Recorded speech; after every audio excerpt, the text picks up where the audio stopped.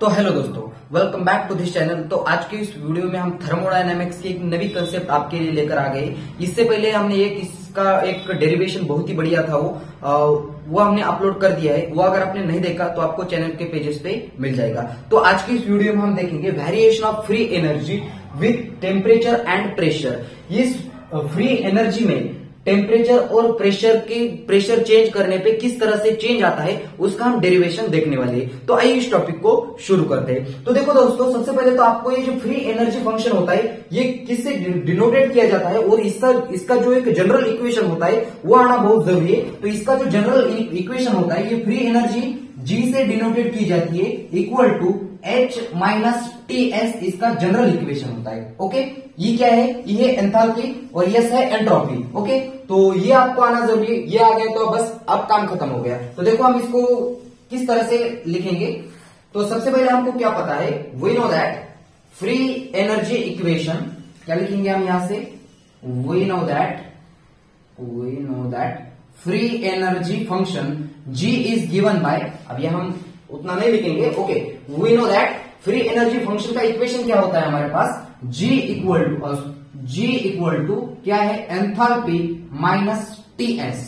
Okay, ये है हमारा जनरल इक्वेशन, इसे हम इक्वेशन नंबर 1 दे देंगे। अब क्या करेंगे, अब इस एंथैल्पी की वैल्यू निकालेंगे। एंथैल्पी की वैल्यू क्या होती है, sum of internal energy plus PV work, यही होती है एंथैल्पी की वैल्यू। तो वी नो दैट, क्या लिखेंगे हम फिर से एक बार, according to definition of, by the definition of enthalpy. तो एंथैल्पी की डेफिनेशन क्या होती है, sum of internal energy plus PV work done. तो enthalpy equal to sum of internal energy को E से डिनोटेड किया जाएगा प्लस पीवी। ओके, इसे इक्वेशन नंबर देंगे हम सेकंड। इक्वेशन नंबर सेकंड की वैल्यू फर्स्ट में पुट कर देंगे। इक्वेशन नंबर फर्स्ट पुट करने पे क्या आता है, G इक्वल टू H की जगह E plus PV minus TS। अब इस इक्वेशन को क्या करेंगे, हम डिफरेंशिएट करेंगे। तो डिफरेंशिएट अबव इक्वेशन,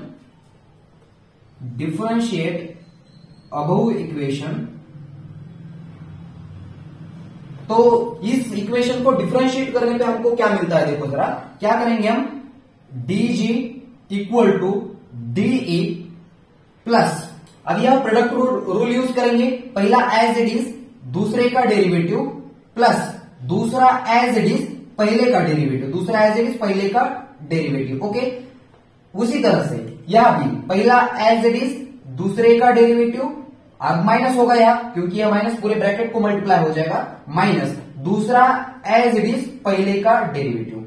यहां तक क्लियर होगा, आई होप समझ में आया होगा।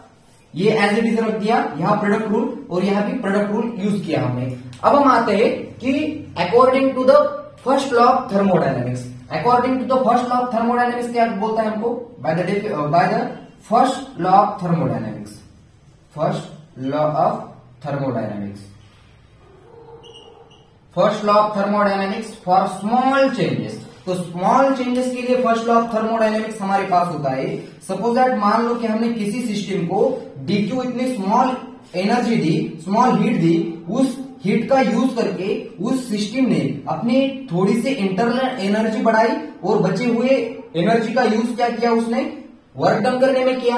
अब ये जो वर्क होता है, ये वर्क क्या होता है, गैस एक्सपांड हो गया। क्या हो गया, गैस एक्सपांड हो गया। अगर गैस एक्सपांड हो जाए तो ये जो वर्क होता है ये माइनस PdV होता है। समझ में आ गया, माइनस PdV। ये तो आपने इक्वेशन 12th में पढ़ा होगा। ऐसी W की वैल्यू क्या कर देंगे हम, यहां पुट कर देंगे, तो हमको मिलेगा dQ equal to DE plus PdV। Okay, इसे इक्वेशन नंबर दे देते हम, ये क्या होगा हमारा, अब इसको 2, इसको दे देते 3, इसको देंगे हम 4th इक्वेशन। अब देखो दोस्तों, हम क्या करेंगे, यहां हमको पता है कि एंट्रोपी की डेफिनेशन क्या होती है। ओके, अब एंट्रोपी क्या होता है, by the definition of entropy, by the definition of entropy.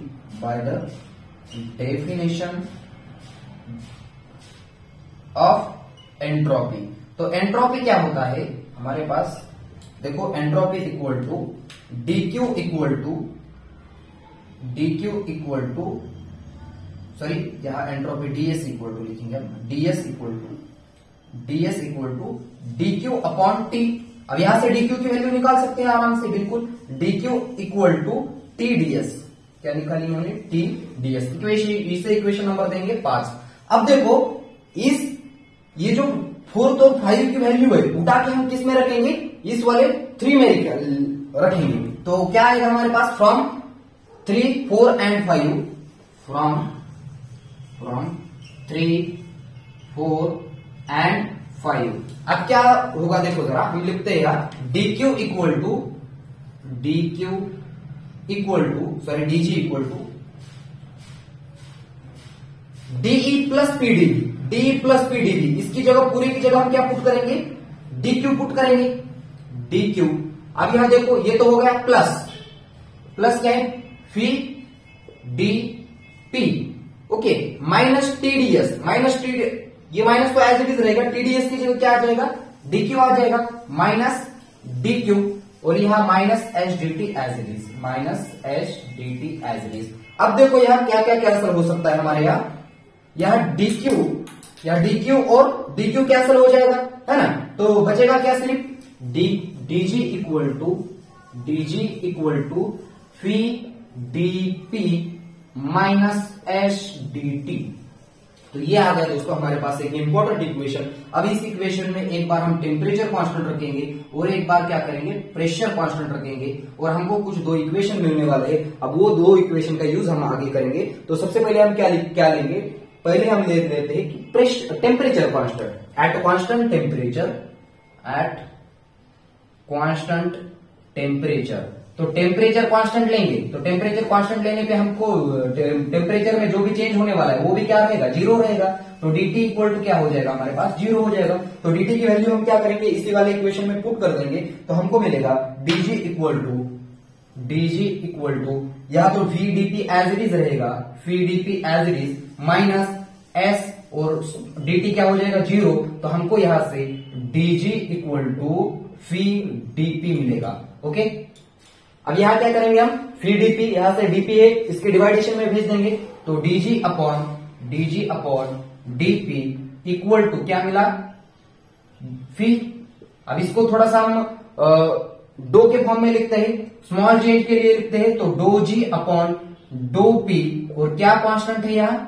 तो यहाँ क्या कांस्टेंट लिया हमने? Temperature equal to volume, okay. अब हम क्या करेंगे? इसी तरह से एट कांस्टेंट प्रेशर लेंगे, तो हम एट कांस्टेंट प्रेशर लेने के बाद हमको क्या मिलता है देखते हैं। एट कांस्टेंट प्रेशर कांस्टेंट होगा, मतलब ये जो प्रेशर में चेंज आने वाला है वो भी क्या हो जाएगा? कांस्टेंट हो जाएगा। dp इक्वल टू 0, यही वैल्यू हम इस इक्वेशन में पुट करेंगे।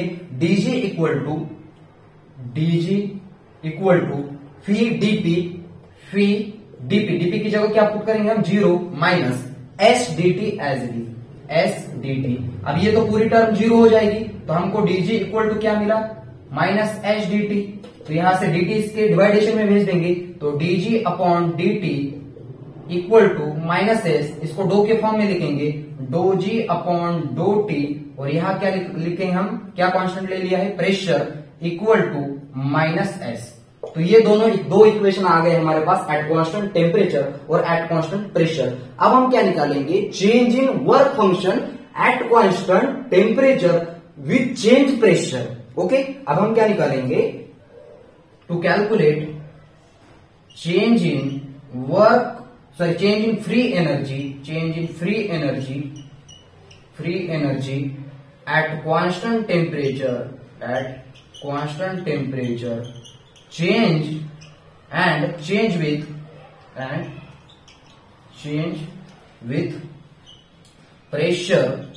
change with pressure at कहां से कहां तक? P1 से लेकर P2 तक, P1 टू P2, यहां से यहां तक चेंज हो जाएगा। अब हमको कांस्टेंट टेम्परेचर वाला कौन सा इक्वेशन है? ये वाला। dg इक्वल टू क्या लिखेंगे हम? dg equal to V dp, okay. यही इक्वेशन है हमारे पास। अब यहां से हम v कैलकुलेट कर सकते हैं। v तो हमारे पास नहीं है यार, मगर हमको v को इस p के फॉर्म में लिख सकते हैं। कहां से लिख सकते हैं? हमको पता है कि pv equal to ideal gas equation nRT।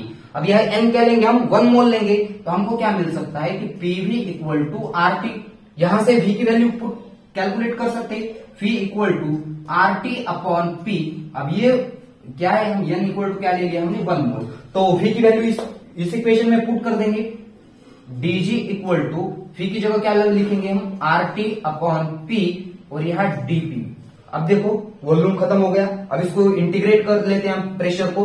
कहां से कहां तक प्रेशर चेंज हो गया, P1 से लेकर P2 तक चेंज हो गया। ओके, आई होप यहां तक समझ में आया होगा। जल्दी से फटाफट से यहां तक का स्क्रीनशॉट ले लो, इस साइड का हम मिटा देते और आगे का कंप्लीट डेरिवेशन हम आगे कर लेते। देखे, ले लिया? ओके,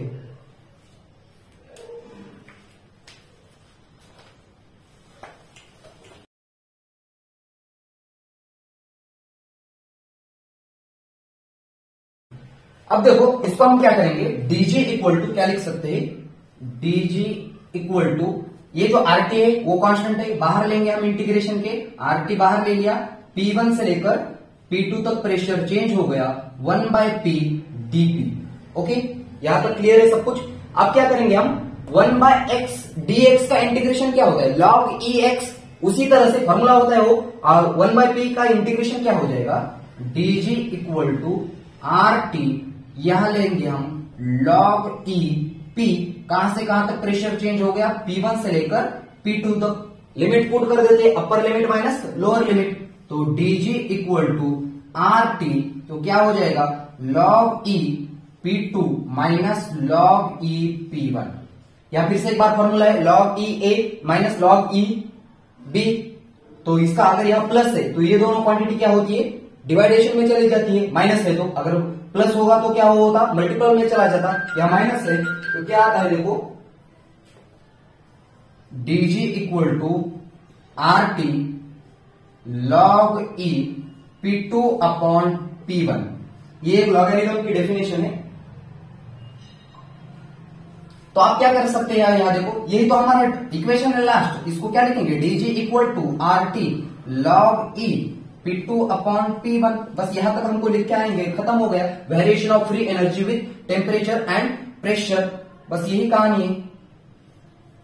अब इसको एक बार इसको और वॉल्यूम के कंसेप्ट में भी हम लिख सकते हैं। हमको पता होता है कि क्या P1 V1 equal to P2 V2 equal to P2 V2 constant होता है, तो यहां से हम P2 V2 की वैल्यू निकाल सकते हैं। तो P2 V2 की वैल्यू क्या आ जाएगी, क्या V1 एज इट इज रहेगा और ये नीचे V2 चला जाएगा, और इक्वल टू यहां क्या है P2 एज इट इज, और इसका P1 इसके नीचे चला गया। अब देखो P2 अपॉन P1 की जगह हम V1 अपॉन V2 भी लिख सकते हैं। इसका मतलब इस इक्वेशन को कुछ इस तरह से भी लिखा जा सकता है, dg equal to RT log e V1 upon V2। ये भी हमारा एक प्यारा सा कंसेप्ट है, तो यह भी आपको अगर आप एक्स्ट्रा में लिख के आएंगे तो बहुत अच्छी बात है, अगर ना लिखेंगे तो भी कोई बात नहीं, ठीक है। तो यहां तक आपको लिख के आना होगा, ये लास्ट डेरिवेशन है। अगर आप यहां तक लिख के आओगे तो आपको कंप्लीट मार्क मिल जाएंगे।